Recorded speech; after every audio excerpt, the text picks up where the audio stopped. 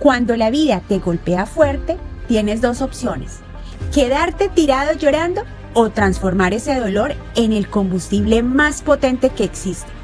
Y esta historia te va a demostrar por qué los empleados felices son la estrategia de ventas más rentable que existe y cómo convertir a cada trabajador en un verdadero embajador obsesionado con tu marca.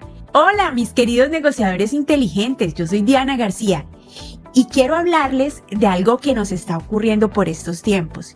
Y es que en estas alturas de la vida, donde las redes sociales parecen llenarse de vidas perfectas, entre comillas, es fácil caer en la trampa o en la tentación de compararnos con quienes nacieron rodeados de privilegios o que llevan años de ventaja en el camino. Pero la verdad es que cada uno de nosotros tiene su propia brújula, su propio tiempo para florecer, y los que no nacimos con todo servido en bandeja de plata, lo sabemos muy bien. ¿Te imaginas estar tan desesperado por un futuro mejor que literalmente vendes tu vida gota a gota? O sea, eso es un estado de determinación increíble. Esta historia demuestra una verdad que pocos empresarios entienden, y es que no se trata solo de tener una gran idea, sino de crear una cultura donde cada empleado se sienta parte de algo más grande que un trabajo. Y por eso necesitas escuchar esta historia completa, porque en tiempos donde todos estamos buscando nuestro verdadero propósito, necesitamos entender cómo las experiencias más dolorosas pueden ser exactamente aquello que nos impulsa hacia la grandeza. Mi gente bella, la historia comienza con un niño por allá en 1953 en Nueva York, Howard Schultz, en Brooklyn. Un niño que crecía en esos edificios monótonos de viviendas públicas donde la supervivencia era el pan nuestro de cada día. Era como estar parado frente a una vitrina viendo todo lo que no puedes tener. Pero aquí viene la herida que de verdad marcaría su destino. Resulta que cuando este niño tenía solo 7 años, su papá, que era un veterano de guerra, se ganaba la vida como conductor de camiones, tuvo un accidente laboral terrible. Se rompió la cadera y el tobillo y quedó postrado en el sofá de su casa. Y aquí viene lo que me parte el alma, y es que no tenía seguro médico, no hubo indemnización, ni siquiera una llamada de su jefe preguntándole cómo estaba. De la noche a la mañana le mandaron una carta de despido, la familia se quedó sin su única fuente de ingresos y sin ninguna red de seguridad. Howard vio en los ojos de su papá no solo el dolor físico, sino algo mucho peor, y es la aplastante pérdida de la dignidad. Vio a un hombre que había trabajado sin descanso toda su vida y ser descartado de la noche a la mañana como si fuera inservible, como si no valiera nada. Esa imagen de injusticia se le quedó grabada en la mente, y mientras su padre perdía la esperanza, una determinación silenciosa empezó a crecer en el corazón de aquel niño. Él se convirtió en un gran deportista, fue el primero de su familia en ir a una universidad. Ese era el gran sueño de su mamá y por fin se había hecho realidad. Después de que se graduó, trabajó en Xerox y luego en una empresa sueca de artículos para el hogar. En esa empresa fue justo donde el destino movió todo a su favor, el universo se confabuló y movió sus fichas de la manera más extraña. Resulta que estando como gerente de operaciones en Estados Unidos, este tipo notó algo rarísimo en los libros de ventas. Y es que en una pequeña tienda de café de Seattle, llamada Starbucks, estaba pidiendo una cantidad enorme de cafeteras de goteo.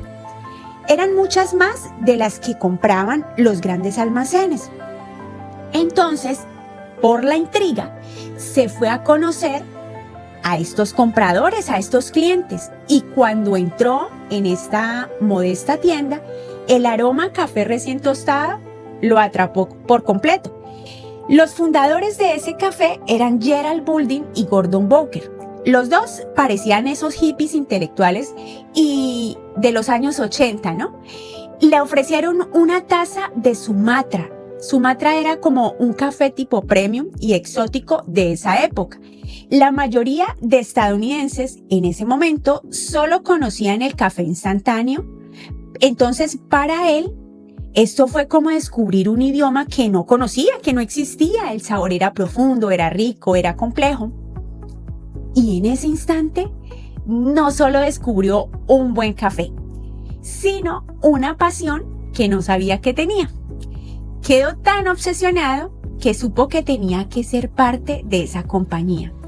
Le costó un año entero convencerlos, pero finalmente, fíjate que en 1982 él se unió a Starbucks como director de ventas y marketing. Schultz era ambicioso y estaba decidido a hacer crecer esta pequeña empresa. En ese entonces solo tenía 3 locales y se dedicaba a vender granos de café para preparar en casa. Pero su vida y el futuro del café de todo el mundo dieron un giro de 180 grados durante un viaje de negocios a Milán, Italia, en 1983. Y aquí viene lo que me parece mágico, y es que mientras Howard caminaba por las calles de Milán, descubrió algo increíble, y es que en cada esquina había una pequeña cafetería. Era como un bar de espresso, pero no eran simples tiendas. ¿Saben qué eran? Eran centros para la comunidad. Vio a los baristas elegantes con sus pajaritas manejar las máquinas de espresso con una gracia casi teatral, saludando a los clientes por su nombre. Vio el romance y el ritual en la preparación del café. Vio a la gente charlar, reír, conectar. Esos lugares eran una extensión de sus casas o de sus oficinas. Era como un lugar de confianza, un café de confianza fundamental en la vida de los italianos. En ese momento, Howard tuvo una epifanía que cambiaría el mundo y se dio cuenta que Starbucks no solo vendía granos de café, debía vender una experiencia. La empresa no vendía un producto, vendía el romance a la comunidad, la conexión humana, lo que él vio en Italia. Era como si hubiera descubierto que no vendía café, sino momentos. No vendían bebidas, sino como un respiro, como un salir de la rutina. No vendían un producto, sino un lugar para sentir que perteneces. La visión era clara y poderosa. Era llevar la cultura de la cafetería italiana a los Estados Unidos. Simple, ¿verdad? Pero a veces las ideas más simples son las más revolucionarias. Con el corazón contento por su revelación, Schultz volvió a Seattle, seguro de que tenía entre manos una idea que cambiaría las reglas de juego. Entonces la presenta con toda su pasión a los fundadores de Starbucks y les pide transformar sus tiendas de granos en cafeterías al estilo italiano, sirviendo lattes y capuchinos. ¿Y sabes qué pasó? Adivinen. Pues la respuesta fue no, mi rey, no rotundo. Los fundadores eran puristas, de esos que te dan dolor de cabeza. Creían que meterse en el negocio de las bebidas preparadas, como que le tenían pereza y que eso mancharía su marca. Que estaban dedicados exclusivamente a la apreciación del café tostado en casa. Entonces, el tipo fue persistente y aunque sentía como si le hubieran acabado de dar una cachetada, se sentía frustrado, solo, incapaz de hacerles ver el potencial tan grande que él sí percibía con su visión. Pero aquí viene lo mejor. Y es que su convicción era tan inquebrantable que el tipo no iba a renunciar a su sueño. Si Starbucks no lo hacía, él lo haría por su cuenta. Entonces, en 1985, con el corazón roto, pero con una determinación de acero, tomó la decisión más arriesgada de su vida. Adivinen qué fue: dejar la compañía que amaba para fundar la suya propia. Y aquí viene algo hermoso.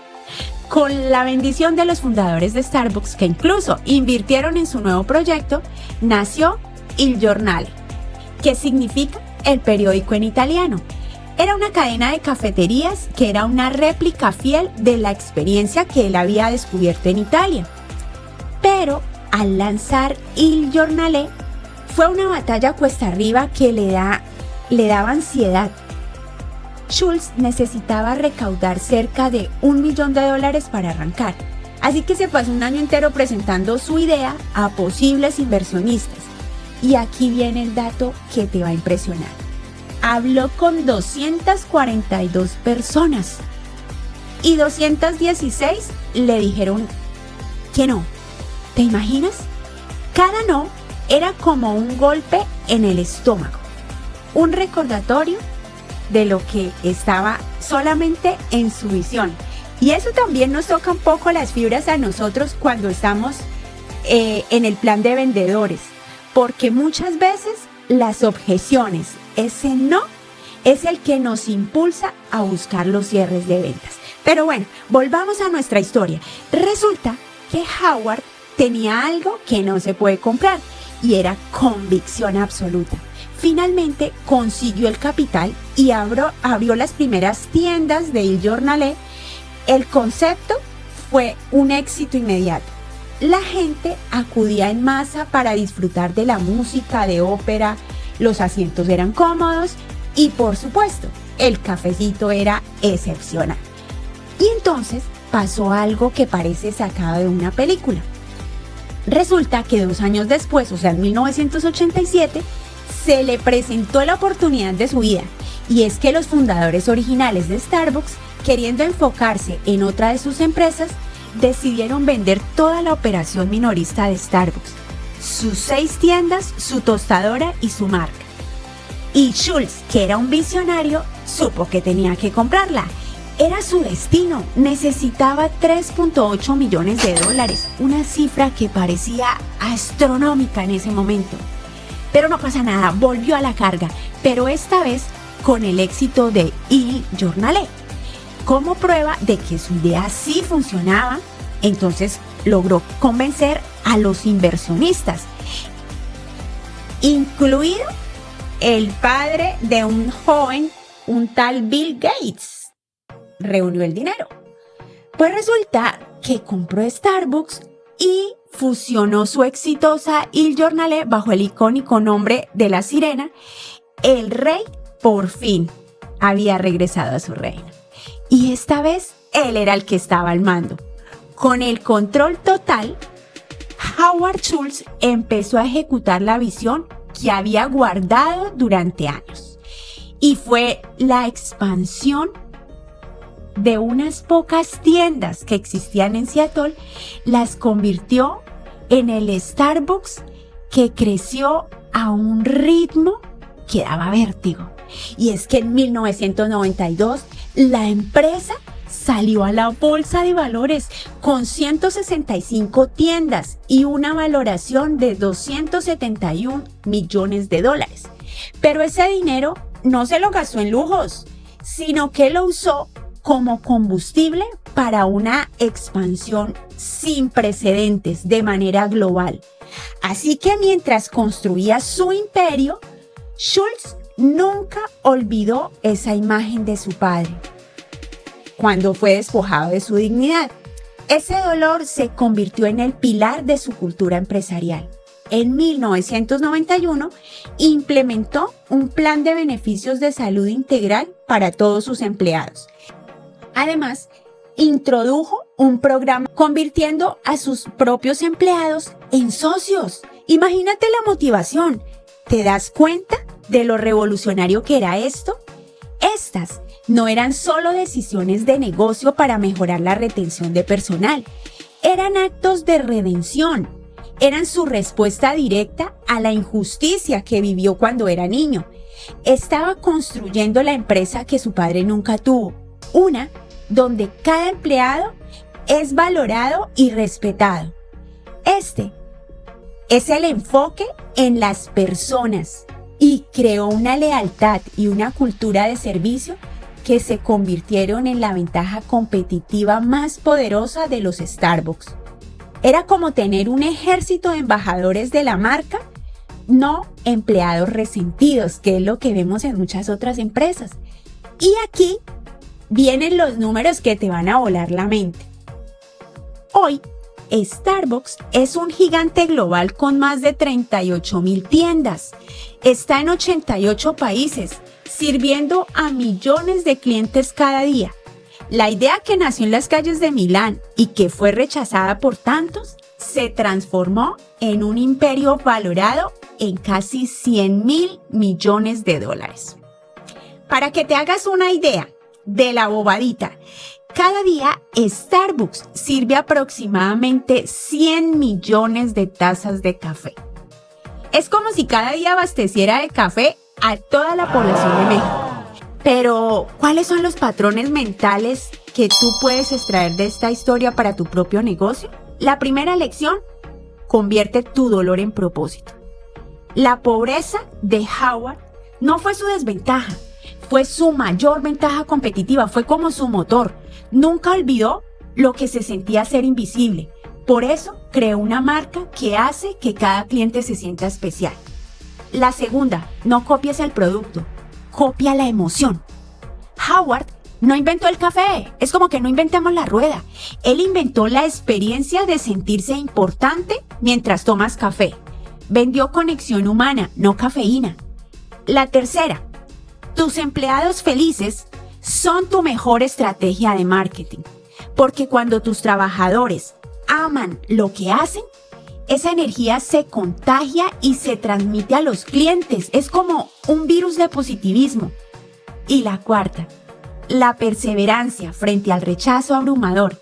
216 personas le dijeron que no, pero solo necesitaba que 26 le dijeran sí. Los no son solo estadísticas en el camino hacia tu sí definitivo. Y la quinta: construye un negocio con el alma. Y Howard nos demostró que puedes crecer exponencialmente sin perder tu humanidad. De hecho, la humanidad puede ser tu ventaja competitiva más poderosa. Esta historia es mucho más que un cuento de éxito empresarial. Es una poderosa lección sobre cómo nuestras heridas más profundas pueden convertirse en nuestro propósito más grande. Es un testimonio de lo que significa tener una visión tan clara que puedes sentirla, incluso cuando todo el mundo piense que estás loco. Y aquí viene la parte que me parece genial, y es que mientras todo el mundo habla en este momento de automatizar procesos y de eficiencia, Howard nos demostró que la necesidad humana más básica nunca va a cambiar. Y adivinen cuál es, pues esa necesidad humana es la conexión. Bueno, mis queridos negociadores inteligentes, esta historia de cómo un chico que vendía su propia sangre para poder estudiar construyó el imperio cafetero más poderoso del mundo. Si esta historia te gustó y si te reveló algo nuevo sobre el poder de convertir tu dolor en propósito, me haría muy feliz si me lo cuentas en los comentarios. Y si tienes alguna experiencia donde transformaste alguna desventaja en tu mayor fortaleza, compártela, porque tú sabes que esas historias tienen un poder de inspiración bien especial. También, si quieres más historias que revelen los secretos mentales de los grandes emprendedores, suscríbete al canal, porque nuestro cerebro aprende mejor con relatos que reflejan nuestras propias luchas empresariales. Te mando un abrazo bien grande, donde quiera que estés. Recuerda que en los negocios, como en la vida, los imperios más grandes nacen cuando decides convertir tu dolor en propósito. Dios los bendiga. Hasta la próxima, mis queridos negociadores inteligentes.